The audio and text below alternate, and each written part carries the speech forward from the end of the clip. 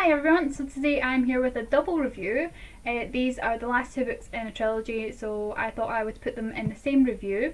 And they are Until I Die and If I Should Die by Amy Plum. Don't worry, I'm not going to put spoilers in the reviews. I'm going to try and keep them as spoiler free as I possibly can. So first of all, I'm going to start with Until I Die by Amy Plum because this is the second book in the Revenants trilogy. So this one picks up not long after Die For Me, with Vincent trying to find out a way that he can be with Kate and the Revenants having to deal with the constant Numa threat.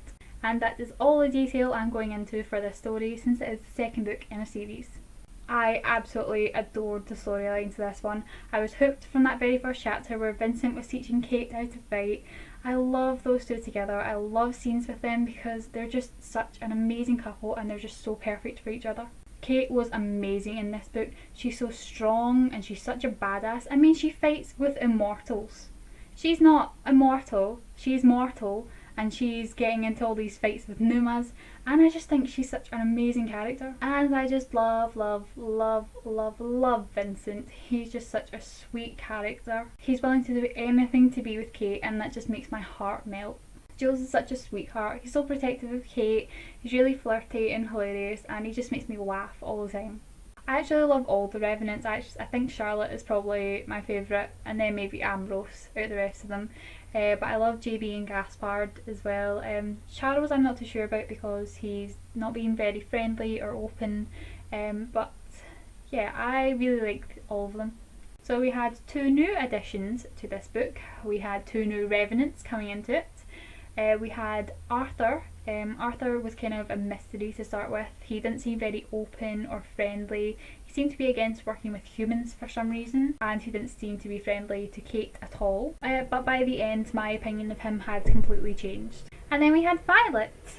Violet seemed like such a nice, friendly character. She was kind of not up to date with the 21st century stuff. She didn't know what a movie was. She'd never seen a movie.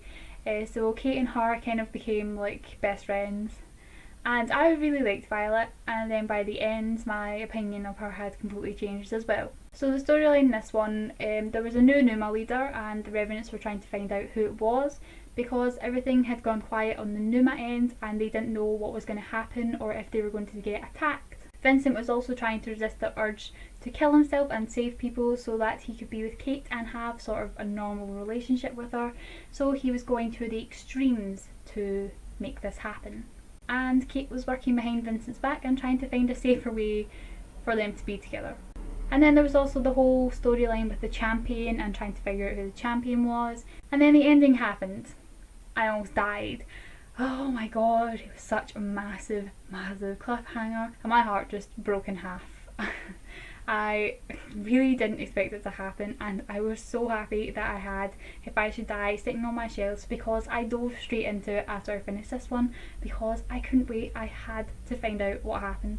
So I gave this book 5 out of 5 stars because it was just amazing. And now on to my review of If I Should Die by Amy Plum, which is the third and final book in the Revenants trilogy. So as you probably know, this one picks up after Until I Die, after that massive cliffhanger. Everyone is trying to come to terms with what happened and figure out a way to fix it.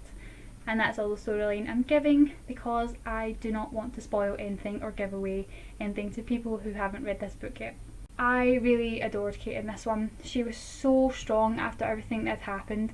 She was so hopeful, she was determined to find a solution, and she just wouldn't give up, which I really admired about her. I really love Vincent. My love for him grows in every book. He's such a fantastic character. He'll go to any lengths to protect and save people that he loves. Oh, and I just adore him so much. I hate Violet.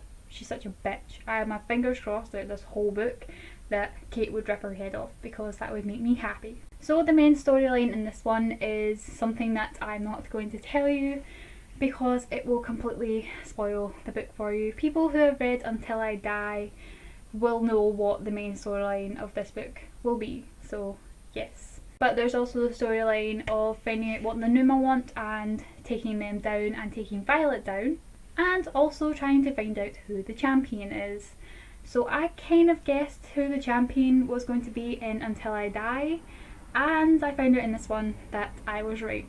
But I really enjoy seeing how the storyline was revealed and how everyone got to see who it was, and I loved it. It didn't spoil anything for me that I'd guessed who it was, because I just enjoyed the revelation of everyone finding out who it was, and it was just amazing. So we also had Jules confess his feelings for Kate in this one, which I kind of guessed from like the first book, but I was keeping my fingers crossed that there would be no love triangle, because it just wouldn't work, because Kate and Vincent were just too perfect for each other, and throwing Jules into the mix and making him mix up things between Vincent and Kate would have just spoiled it.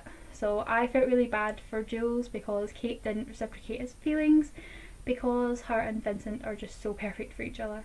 I also had my fingers crossed that Ambrose would finally see Charlotte, because she's so in love with him, and I feel really bad that he's hung up on someone else and she's just sitting there in the sidelines wanting him, but she can't have him. So I was keeping my fingers crossed that he would finally notice her. And then we had Charles. Charles was a completely different person in this book. I love him now. He's probably one of my favourite characters in this book because he's just amazing. So there was the big massive fight at the end of this one. I thought it would be happy, but it was also sad as well. So it's kind of a happy ending but sad because of what happened.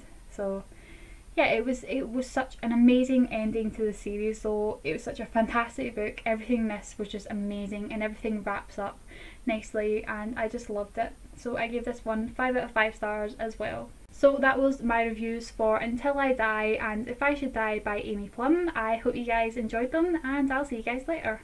Bye everyone.